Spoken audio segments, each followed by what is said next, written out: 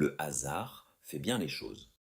Vous venez de prononcer l'une des phrases les plus anodines de la langue française, et pourtant, elle cache quelque chose de vertigineux, quelque chose que même les plus grands esprits de l'histoire n'ont pas réussi à démêler complètement.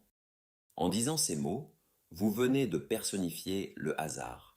Vous en avez fait une entité, une force consciente, presque bienveillante, un chef d'orchestre invisible qui arrangerait vos petites affaires avec soin. Mais réfléchissez une seule seconde à ce que cela implique vraiment. Le hasard ferait des choses. Le hasard aurait donc une volonté, une intention, un plan. Comment quelque chose de fondamentalement aléatoire peut-il bien faire quoi que ce soit? Cette contradiction apparente nous mène au cœur d'un mystère qui a obsédé les plus grands physiciens, mathématiciens et philosophes de toute l'histoire de l'humanité. Qu'est-ce que le hasard exactement? Existe-t-il vraiment? Ou n'est-ce qu'un nom élégant que l'on donne à ce que l'on ignore? Si le hasard existe vraiment, alors l'univers est imprévisible, l'avenir n'est pas écrit, votre prochaine décision, votre prochaine rencontre, votre prochaine pensée ne sont déterminées par aucun plan cosmique tracé depuis le Big Bang. Mais si le hasard n'existe pas, alors vous n'êtes qu'un automate sophistiqué exécutant un programme gravé il y à 13,8 milliards d'années, chaque battement de votre cœur déjà inscrit dans les équations de l'univers naissant. Entre ces deux visions du monde, c'est un abîme philosophique immense. Et la science a trouvé une réponse plus étrange et plus troublante que la philosophie aurait jamais pu l'imaginer. Mais avant d'aller là, nous devons commencer par démystifier ce que nous appelons hasard dans notre vie quotidienne, parce que ce que nous allons découvrir, c'est que la plupart du temps, nous nous trompons complètement. Vous lancez une pièce de monnaie, pile ou face, et vous appelez cela du hasard. Mais regardons ce qui se passe vraiment, image par image, comme si nous avions une caméra ultra rapide capable de filmer l'invisible. Au moment précis où votre pouce propulse la pièce, celle-ci acquiert une vitesse angulaire déterminée par la force exacte que vous lui avez appliquée et l'angle précis de votre geste. La pièce suit ensuite une trajectoire parfaitement calculable selon les lois de Newton. La gravité l'attire vers le bas avec une accélération constante. La résistance de l'air freine sa rotation selon des équations que tout ingénieur peut résoudre. Des physiciens l'ont prouvé de façon spectaculaire. Ils ont construit des machines capables de prédire le résultat à chaque lancer avec une précision de 100%. Le hasard de la pièce n'était qu'une illusion, née de notre incapacité à mesurer toutes les variables du jeu. Le hasard ici, c'était votre ignorance déguisée en mystère cosmique. Cette vision du hasard comme ignorance a été formalisée par le mathématicien Simon-Pierre de Laplace en 1814. Laplace imaginait une intelligence hypothétique connue sous le nom du démon de Laplace, qui connaîtrait la position et la vitesse de chaque particule de l'univers. Pour Laplace, l'univers était une gigantesque machine déterministe. Chaque événement était la conséquence inévitable des événements précédents, remontant jusqu'aux conditions initiales du Big Bang. Le hasard n'existait pas vraiment. Il n'était que le nom que nous donnions à notre incapacité à calculer des systèmes trop complexes pour nos moyens limités. Imaginez l'univers comme une partie de bowling cosmique. Au moment du Big Bang, quelqu'un a donné le coup d'envoi, et depuis, les boules roulent, se percutent, rebondissent selon des lois parfaitement prévisibles. Votre rencontre de demain avec un vieil ami déjà inscrite dans les équations, votre prochaine inspiration créatrice déjà déterminée par l'état de vos neurones. Cette vision était rassurante, élégante, logique, mais à la fin du XIXe siècle, des fissures sont apparues. Henri Poincaré a découvert que certains systèmes déterministes pouvaient avoir un comportement chaotique, une variation infinitésimale des conditions initiales pouvant conduire à des résultats complètement différents. C'est ce que nous appelons aujourd'hui l'effet papillon. Le battement d'aile d'un papillon au Brésil peut théoriquement déclencher une tornade au Texas, pas par magie, mais par amplification progressive des perturbations à travers un système complexe. La météo est l'exemple parfait. Nous connaissons les équations qui gouvernent l'atmosphère, et pourtant nous ne pouvons pas prédire le temps qu'il fera dans 3 semaines. Mais attention, le chaos n'est pas du hasard, c'est de l'imprévisibilité pratique dans un système qui reste fondamentalement déterministe.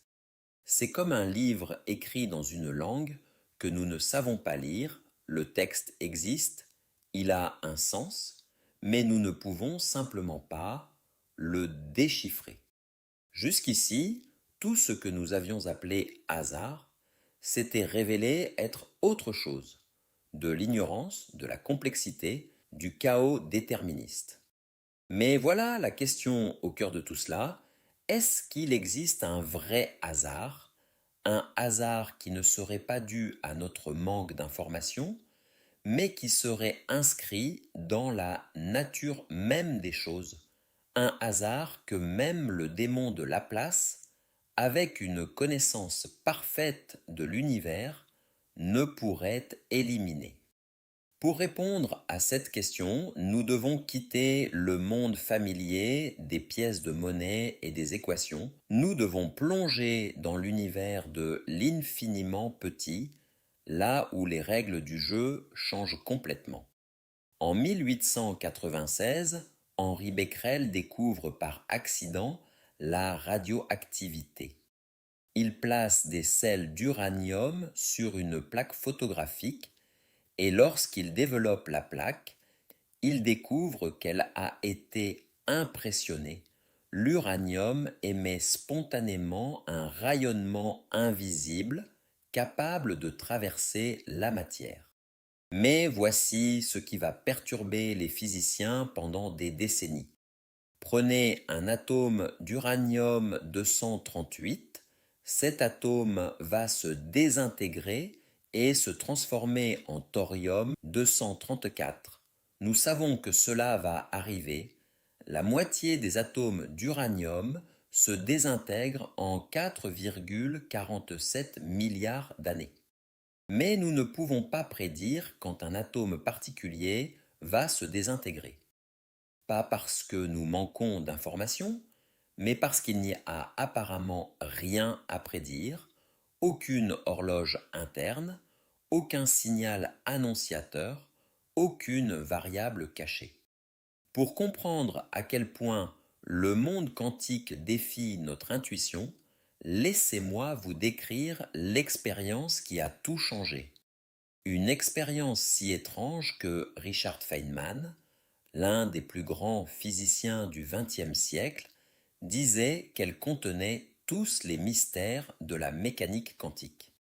Imaginez un mur percé par 2 fentes parallèles et derrière ce mur, un écran capable de détecter l'impact des particules. Vous envoyez des électrons un par un vers les fentes, comme si vous tiriez des balles de ping-pong microscopiques. Si les électrons étaient de vraies particules classiques, vous verriez 2 bandes distinctes sur l'écran. Mais au lieu de 2 bandes, vous obtenez un motif d'interférence, des bandes alternées de forte et de faible intensité, exactement comme si l'électron était une onde passant par les 2 fentes simultanément. Et voici où les choses deviennent vraiment déconcertantes. Si vous placez un détecteur près de l'une des fentes pour voir par laquelle passe l'électron, le motif d'interférence disparaît instantanément. L'acte d'observer change le comportement de la particule. Quand personne ne regarde, l'électron passe par les deux fentes à la fois. Quand on observe, il choisit une seule fente. En 1927, Heisenberg formule ce qui allait devenir l'un des principes les plus célèbres de la physique. Plus vous mesurez précisément la position d'un électron, moins vous pouvez connaître sa vitesse et vice-versa. Cette limitation n'est pas due à une imperfection de nos instruments, mais à la nature même de la réalité quantique. Ce n'est pas que nous sommes incertains sur les propriétés des particules, c'est que ces propriétés n'existent pas de façon définie avant la mesure. Il ne faut plus parler du principe d'incertitude, mais du principe d'indétermination. Et cette nuance change absolument tout. Avant la mesure, l'électron existe dans une superposition d'états, il est simultanément passé par la fente de gauche et par la fente de droite, dans un état qui n'a aucun équivalent dans notre monde macroscopique. Au moment de la mesure, la fonction d'onde s'effondre, toutes les possibilités disparaissent sauf une qui devient réalité.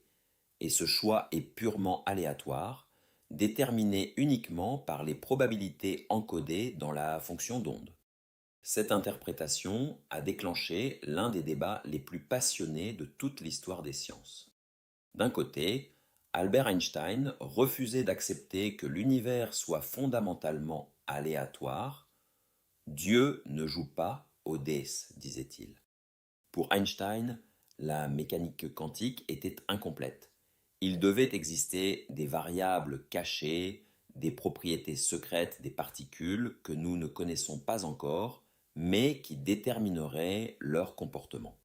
De l'autre côté, Niels Bohr soutenait que le hasard quantique était réel et irréductible, que les propriétés des particules n'existaient tout simplement pas avant la mesure. Ce débat semblait insoluble jusqu'à ce qu'en 1964, un physicien irlandais travaillant au CERN décide de le trancher définitivement. John Bell va transformer une question purement philosophique en test mathématique précis. Son raisonnement est d'une simplicité éblouissante. Si les particules ont des propriétés prédéterminées, alors certaines corrélations mesurées entre des particules intriquées doivent respecter des limites mathématiques précises. Si ces limites sont violées, alors Einstein a tort. Ces limites, on les appelle les inégalités de Bell, et elles encodent quelque chose de profond. Si des particules ont des propriétés prédéterminées, une expression mathématique précise ne peut jamais dépasser 2. Mais la mécanique quantique prédit que cette limite peut être violée, avec une valeur maximale d'environ 2,423. Cette différence entre 2 et 2,423 peut sembler minime, mais elle cache un enjeu philosophique gigantesque.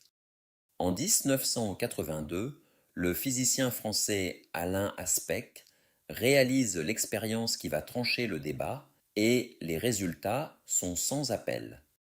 Les corrélations mesurées violant clairement les inégalités de Bell, au lieu d'une limite classique de 2, Alain Aspect mesure des valeurs proches de 2,7, exactement ce que prédit la mécanique quantique. Einstein avait tort, les particules n'ont pas de propriétés prédéterminées, elles sont vraiment dans des états indéterminés avant la mesure. Et quand deux particules sont intriquées, elles forment un seul système quantique, même séparées par des années-lumière. Beaucoup pensent que les particules intriquées s'échangent des informations instantanément, mais ce serait communiquer plus vite que la vitesse de la lumière, ce qui est impossible. La vérité est plus étrange encore, elles ne forment qu'un seul objet quantique étendu dans l'espace. Deux aspects d'une même réalité, comme une pièce de monnaie quantique coupée en deux, chaque moitié restant connectée à l'autre à travers l'univers tout entier. Quand une moitié décide de montrer pile, l'autre montre automatiquement face, non pas parce qu'elle a reçu un signal, mais parce qu'en réalité c'est la même pièce. Ces expériences nous forcent à accepter une réalité déconcertante. L'univers contient un hasard irréductible, un hasard qui ne peut pas être éliminé par plus d'informations parce qu'il n'y a tout simplement aucune information cachée. Et cette indétermination quantique a une conséquence extraordinaire. L'avenir n'existe pas encore. Il n'est pas écrit quelque part dans les équations de l'univers en train d'attendre d'être découvert. Il se crée au fur et à mesure, événement quantique par événement quantique. Chaque fois qu'une particule radioactive se désintègre, l'univers choisit aléatoirement le moment de cette désintégration. Chaque fois qu'un photon traverse un miroir semi-transparent, l'univers décide s'il va passer ou être réfléchi. Ces choix ne sont déterminés par rien d'autre que du hasard pur et fondamental. Paradoxalement, ce hasard qui semble introduire du chaos est aussi un moteur de créativité et de complexité. Dans un univers purement déterministe, tout serait prévisible. Il n'y aurait pas de place à la surprise, à l'innovation, à l'émergence de structures nouvelles. Le hasard quantique brise ce script figé, il introduit de la nouveauté, de l'imprévisibilité, de la créativité dans le cosmos. Si l'avenir n'est pas prédéterminé, alors le concept même de destin perd son sens. Il n'y a pas de plan cosmique écrit par avance, pas de fatalité inscrite dans les étoiles, pas de chemin tracé que nous serions condamnés à suivre. L'indétermination quantique nous révèle que l'univers s'invente en permanence et que nous participons à cette invention. Le hasard quantique n'est pas un défaut de l'univers, c'est peut-être sa caractéristique la plus précieuse. C'est lui qui empêche le cosmos d'être une machine déterministe et ennuyeuse, c'est lui qui permet la créativité, la nouveauté, l'émergence de l'inattendu. Ce hasard introduit une liberté fondamentale dans le cosmos, pas encore la liberté humaine, ça c'est une question encore plus complexe, mais quelque chose de plus profond, la liberté que l'univers a de se surprendre lui-même. Dans notre univers, le futur n'est jamais écrit d'avance, et c'est peut-être la plus belle découverte que la science ait jamais faite.